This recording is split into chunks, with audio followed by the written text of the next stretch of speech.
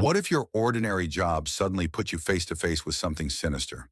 A secret hidden in plain sight, one that powerful people would do anything to keep buried. Tonight we follow Nia Holloway, a woman who saw one thing she wasn't supposed to and refused to look away. What she uncovered. It wasn't just one missing girl. It was an entire operation. And the closer she got to the truth, the more dangerous it became. Would you have walked away, or would you have risked everything to expose the darkness? Before we dive in, let us know. What time are you listening to this, and where are you? Drop a comment below. We'd love to hear from you. Nia Holloway had always liked the night shift. It was quieter, less chaotic.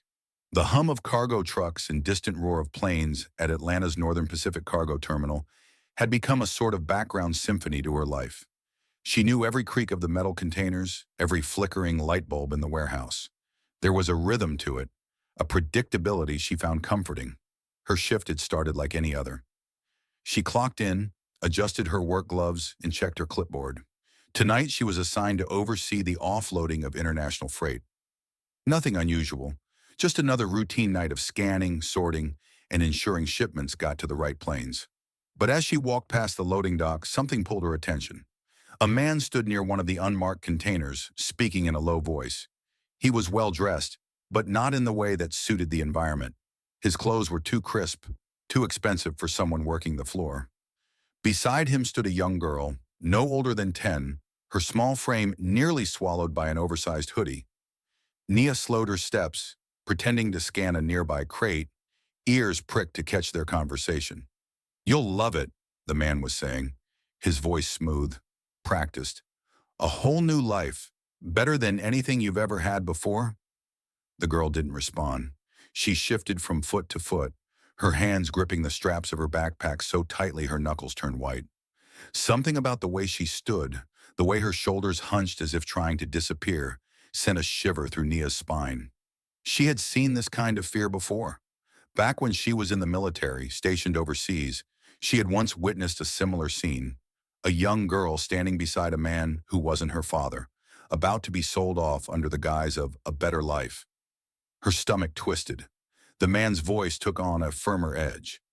"You don't have to worry. Everything's been arranged. You trust me, don't you?" The girl nodded, but it was stiff, mechanical. Nia's grip tightened around her scanner. This didn't feel right. She took a step closer, making a deliberate noise with her boots against the concrete. The man's head snapped up. For a fraction of a second, his expression hardened before shifting into something more pleasant, more neutral. "Can I help you?" he asked, offering a smile that didn't quite reach his eyes. Nia forced a casual shrug, just making sure everything's running smoothly. The man let out a light chuckle, placing a hand on the girl's shoulder. Too firm, too possessive. "Oh, no worries. Just saying goodbye to my niece before she boards her flight." Nia glanced at the girl. Her face was blank, expressionless. But there was something in her eyes, a silent plea. Something wasn't right. Her instincts screamed at her to do something, say something. But what? She had no proof, no real reason to stop him. The man must have sensed her hesitation because his grip on the girl loosened, just slightly.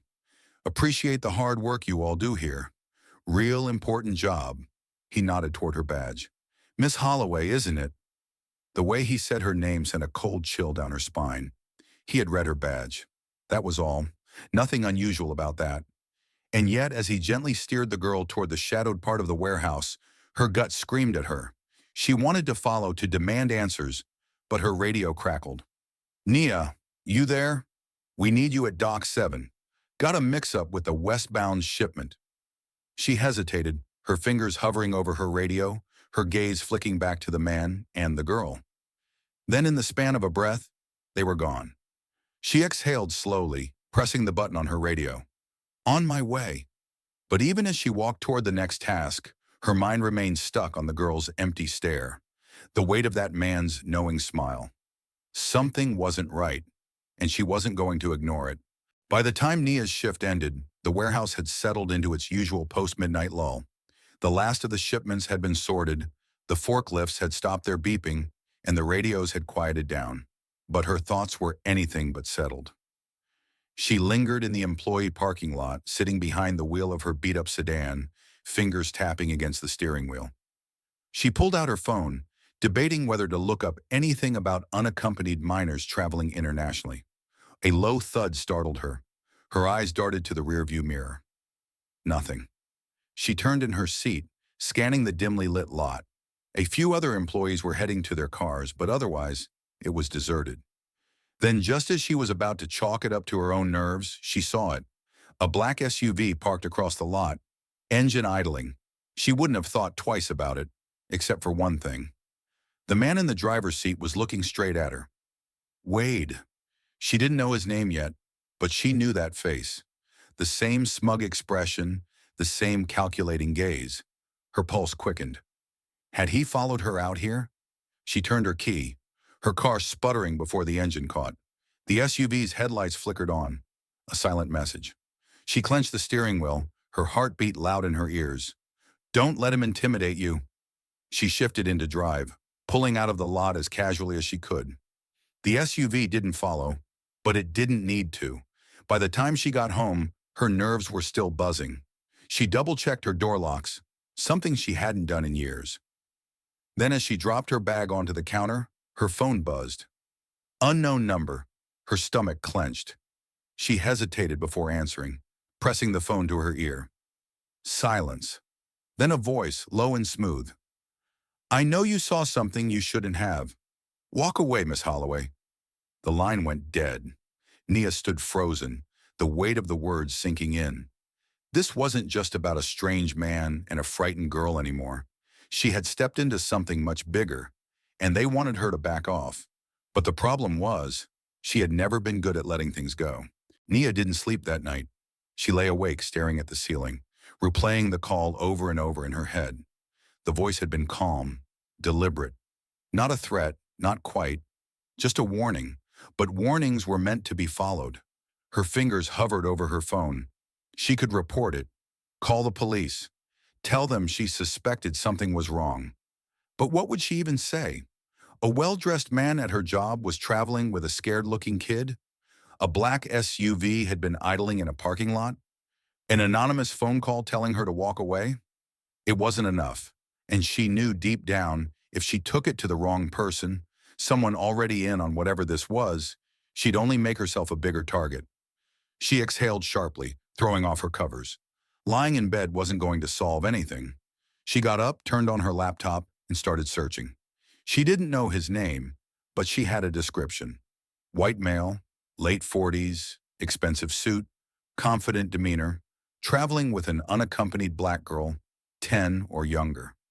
She scrolled through airport records, security advisories, anything that might give her a lead. Then she tried something else. Booking manifests. Cargo was cataloged, but so were unaccompanied minors flying internationally. She ran a search through a private employee portal, something she technically wasn't supposed to access outside of work. A list of names popped up. One stood out, Alyssa Johnson. She clicked on it. The flight manifest said she was scheduled for a departure that night, but there was no guardian listed. No emergency contact, no return ticket. That wasn't normal. Nia leaned back, exhaling slowly. She had a name, a real one, and that meant she had a way in. The next evening, Nia walked into work with a mission.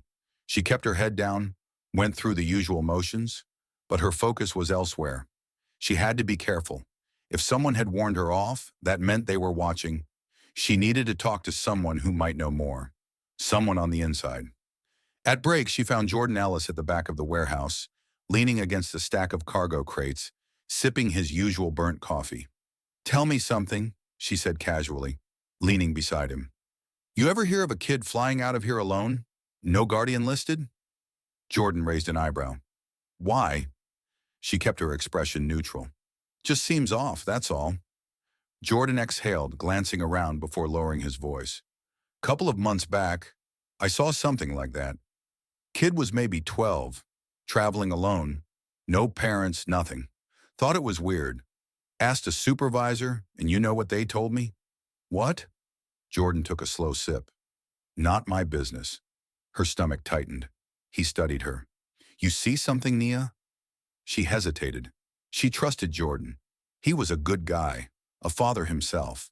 But what if this was bigger than just Wade? What if she dragged him into something neither of them could get out of? I don't know yet, she admitted, but if I do, you'll be the first to hear about it. Jordan nodded, but there was a flicker of concern in his eyes. Be careful, he muttered. People who ask the wrong questions don't always like the answers they get. She didn't need the reminder, because the moment she walked back to her workstation, she felt it, someone watching her. She turned, and there he was. Wade Colburn, standing near a loading bay, hands in his pockets, his expression unreadable. He gave her a slow nod, a knowing nod. Like he was saying, I see you. And just like that, she knew. She was already in too deep. Nia kept moving, refusing to let Wade see her hesitate. If she acted like nothing was wrong, maybe he'd believe it. Maybe she could convince herself of the same. But her pulse pounded as she walked back to the cargo logs, her hands gripping the clipboard just a little too tightly. She could still feel his eyes on her, studying her, assessing whether she was a problem. She knew the answer. She was. She tried to focus on her work, scanning barcodes, checking weight discrepancies. But every time she glanced toward the loading bays, Wade was still there, standing too still for someone who supposedly had work to do. It was a warning? He didn't have to say anything. She already knew what he meant. Walk away. She clenched her jaw and forced herself to breathe. She had a name. She had Alyssa Johnson's flight records. She had a gut feeling that wouldn't let her go, and she wasn't backing down. Her shift ended late. She stayed longer than usual, trying to make sure Wade left first. When she finally clocked out, she moved quickly through the parking lot, keys clutched between her fingers out of habit. Her car sat alone in the dim glow of the lot's overhead lights. And then she saw it, a single white envelope, tucked under her windshield wiper. Her stomach dropped. She scanned the lot. No one.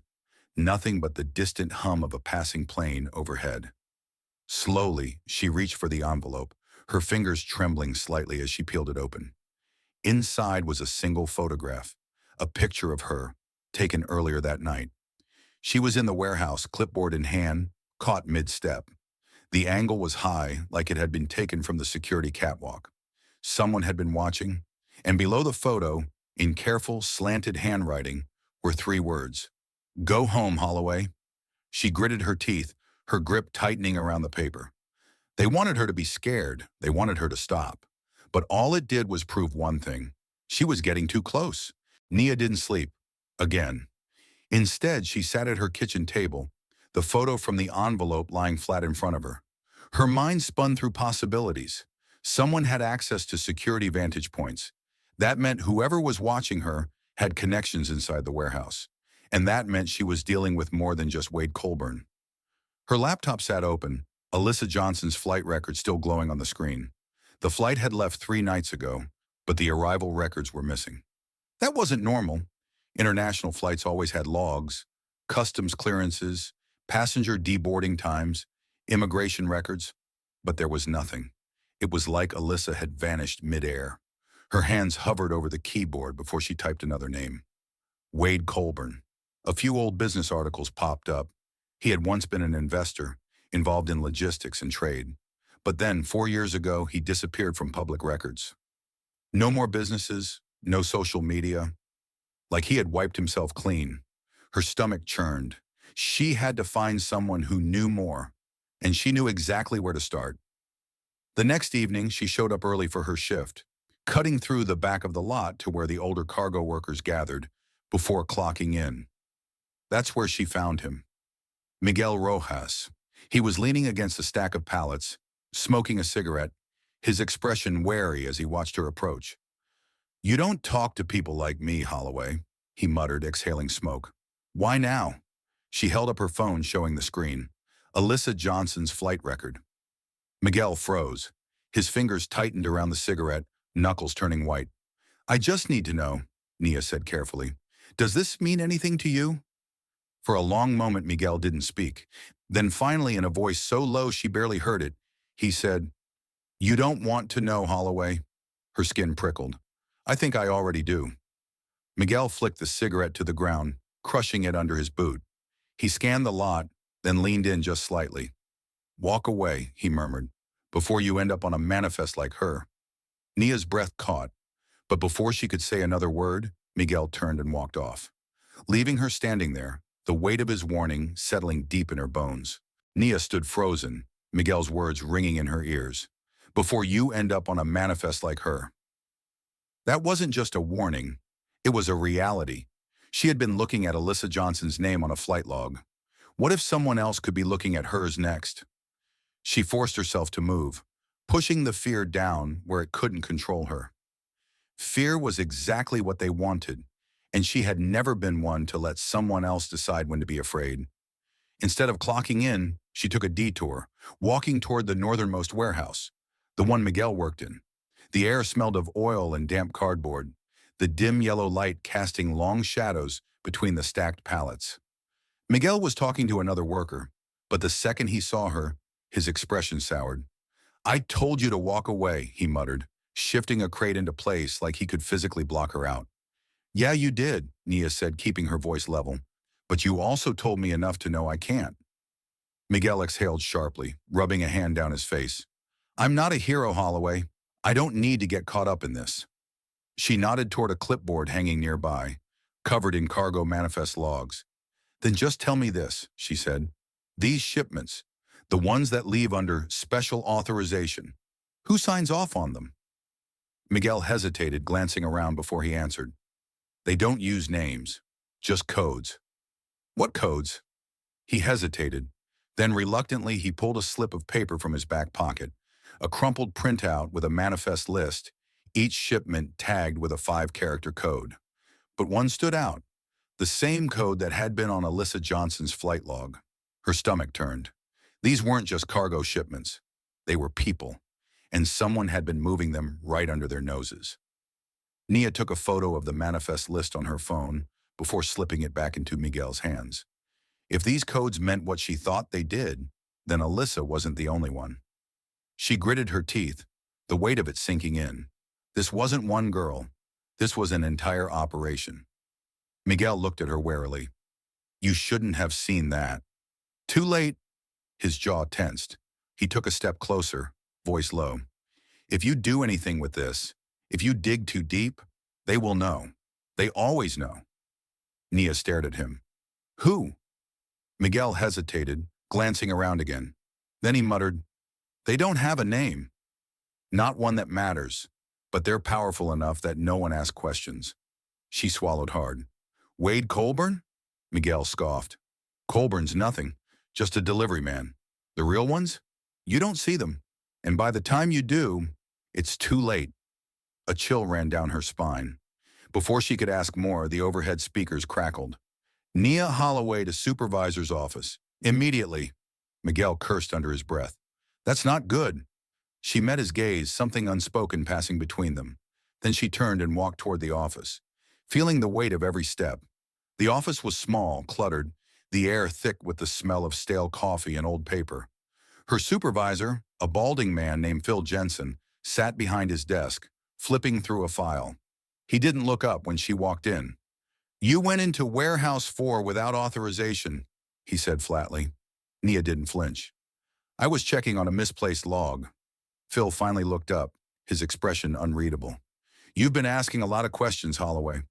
Her heart pounded, but she kept her face neutral. "I didn't realize curiosity was against company policy." Phil exhaled, tapping a pen against his desk. Then after a long silence, he said, "Consider this your last warning." There was something in his tone that made her skin crawl.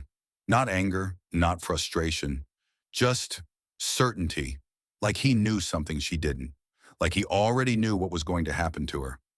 She walked out of that office feeling like a target had been painted on her back, and for the first time since this started, she wondered if she had just run out of time. Nia walked out of the supervisor's office, her mind racing. Phil Jensen's warning wasn't just workplace discipline. It was something more. A message. A final chance to stop before she went too far. And she had already gone too far. As she crossed the loading bay, her phone vibrated in her pocket.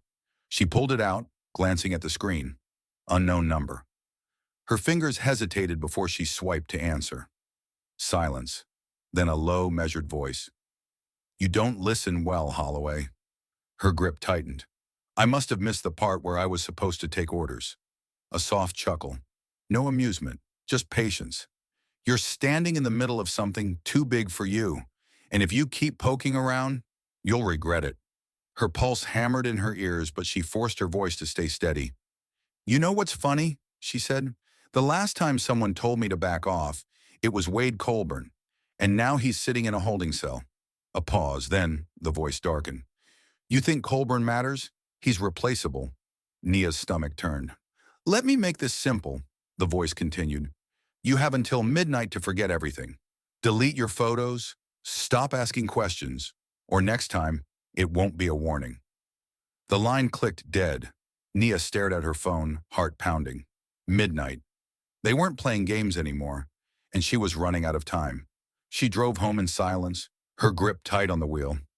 This wasn't just about her anymore. If they were watching her this closely, they knew where she lived. She parked across the street instead of pulling into her driveway, sat in the dark, scanning the block. Nothing. But she knew better than to trust an empty street. Her mind whirred. She needed leverage, something to protect herself, something she could expose if things got worse. She pulled out her phone, scrolling to the manifest photo she had taken from Miguel. Then she selected every file she had collected, the flight records, the shipment codes, everything, and she sent it to one person, Jordan Ellis. A single message followed. If anything happens to me, don't let this die. She exhaled shakily, locking her phone. If they wanted her silent, they were about to be very disappointed, because Nia Holloway wasn't stopping. Not now. Not ever. The next morning, Nia walked into work expecting trouble. She didn't have to wait long. By noon, her supervisor's voice rang through the speakers. Holloway, security office, now. A slow burn of dread settled in her gut. She glanced at Jordan across the cargo bay. He frowned, mouthing, "What's going on?" She shook her head. She didn't know, but she was about to find out. The security office was small, cramped, and smelled of stale coffee. Phil Jensen sat behind the desk, hands folded. Beside him stood two security officers, arms crossed. And in the chair across from them, Miguel Rojas. His face was pale, his leg bouncing nervously. Phil gestured to the empty chair across from Miguel. Sit. Nia stayed standing. What's this about? Phil slid a printed security log across the desk. Camera footage. It shows you accessing restricted files. Warehouse 4, the manifest logs. Nia didn't blink. You mean the same warehouse Miguel works in? She glanced at him. Wasn't aware taking a break in the wrong place was a crime. Phil exhaled, shaking his head. Let's not play games, Holloway. He leaned forward. We know you've been asking questions, looking up flight records, digging into things you shouldn't. Nia met his gaze head on. Maybe you should be asking why those things need to be hidden. Phil's jaw twitched. He turned to Miguel. Tell her what you told me. Miguel swallowed hard, eyes darting to Nia before dropping to the floor. I made a mistake, he stammered. I told her things I shouldn't have. I was wrong. Nia's stomach dropped. They had gotten to him. Phil sat back, satisfaction gleaming in his eyes. See, Holloway? Even the people who helped you realize they made a mistake. Miguel's hands clenched into fists. He wouldn't look at her. Phil exhaled dramatically. Now, you have two choices.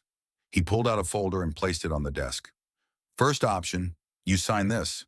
A formal resignation, no questions asked, no report filed. You walk away and this whole thing goes away. Nia stared at the folder. And the second? Phil smiled. We fire you, effective immediately. A long silence stretched between them. She could feel Miguel's regret, feel the weight of the threat hanging in the air. Phil tapped the folder.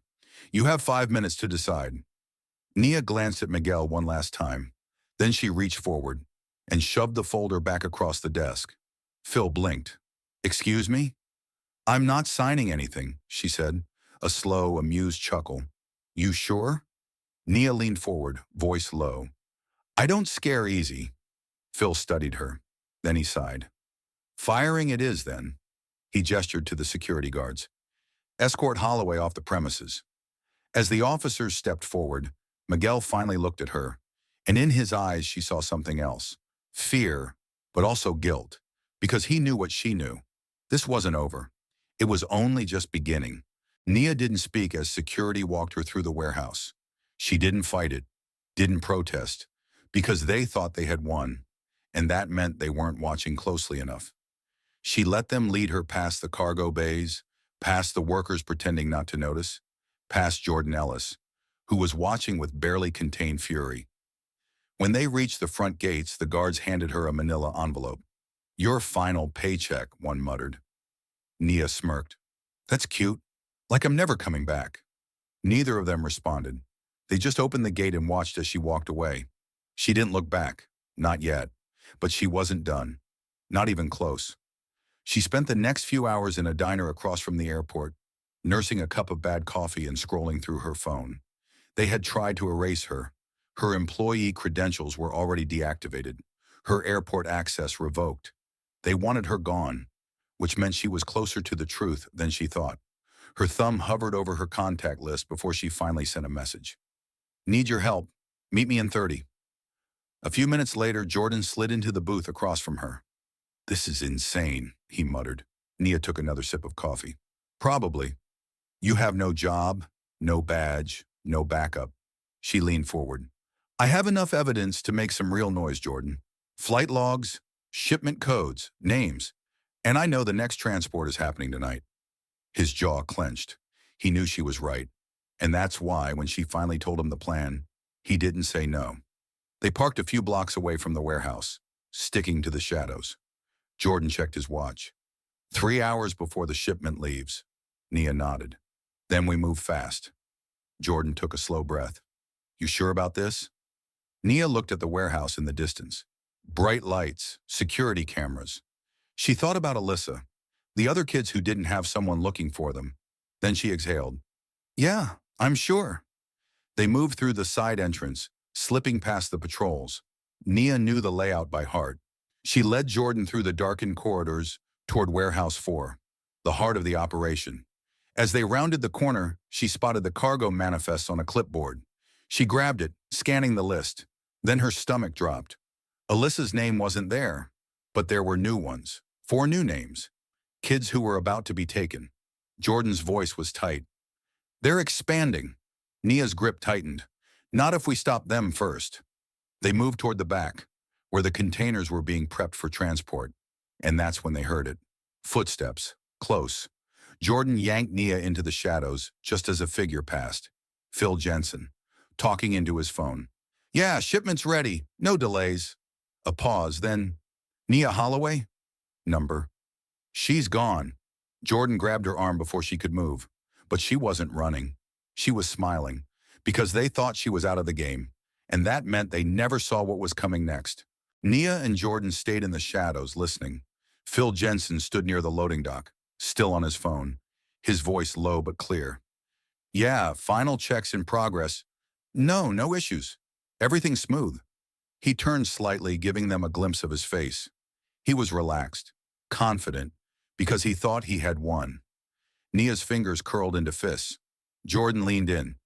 "We need to move before they finish loading. Once that truck rolls out, we lose them." She nodded. They had one shot to stop this, and she wasn't going to waste it. They crept toward the storage crates, keeping low behind the stacks of cargo. The loading bay was busier than she expected. At least 6 men working the floor. Too many to take head on, but they didn't have to fight. They just had to delay. She tapped Jordan's shoulder. "How fast can you set off an alarm?" He grinned. "How much chaos do you want?" "Enough to buy us 10 minutes. Jordan moved toward the side panel while Nia inched closer to the transport crates. The manifest had listed 4 children scheduled for this shipment. She needed to find them. Fast. Then the alarms blared. Flashing red lights. A shrill, piercing sound. The workers shouted, scrambling to check security panels. Nia took the chance. She darted toward the nearest container, yanking open the door. Inside. Empty. Her stomach clenched. She turned, moving to the next one, throwing open the latch. And this time, she saw them. 4 small figures, huddled together, terrified. A boy, maybe 9 years old, met her eyes. His lips trembled, but he didn't make a sound. Nia's chest tightened. "It's okay," she whispered. "I'm getting you out." But before she could move, a gun cocked behind her. The flashing red and blue lights bounced off the warehouse walls as police officers swarmed the loading dock. Nia stood still, breathing hard, the weight of everything hitting her all at once. The children were being led away by officers, wrapped in blankets, their eyes wide and frightened. But they were safe. She felt Jordan step beside her. "We did it," he muttered. "Did we?" Wade Colburn was in cuffs, shoved into the back of a patrol car, his face twisted in fury. Phil Jensen stood a few feet away, arguing with an officer. His calm, smug mask had finally cracked. But this wasn't over, not by a long shot. A detective approached, flipping through a notepad. "You're Nia Holloway?" She nodded, swallowing the dryness in her throat. "You're the one who tipped us off." "Yeah," she said. "I had evidence. Flight records, shipment manifests. I sent them to someone I trust." The detective raised an eyebrow. "Good. We'll need all of it. This is bigger than just a couple of guys at a warehouse." She knew that, and the way the detective said it, the way his gaze flicked toward the police chief, speaking in hushed tones, he knew it too. This wasn't just about Wade Colburn. This was about who he worked for, and they were still out there.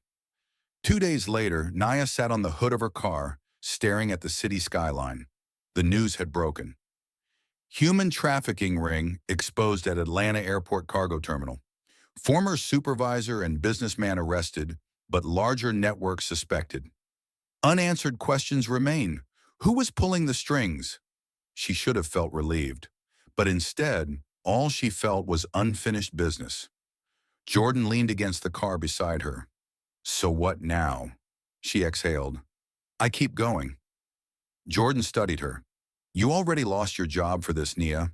And these people? They don't just give up." "I know." Silence stretched between them.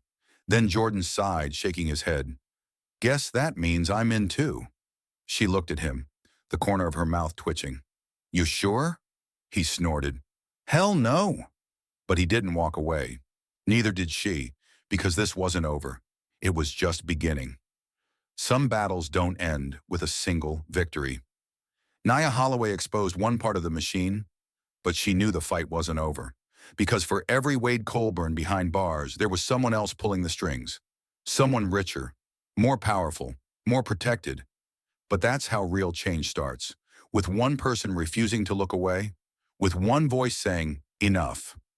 So the question is, how many more are willing to stand up? How many more are willing to ask the hard questions, even when the answers put them in danger? Because the truth is out there.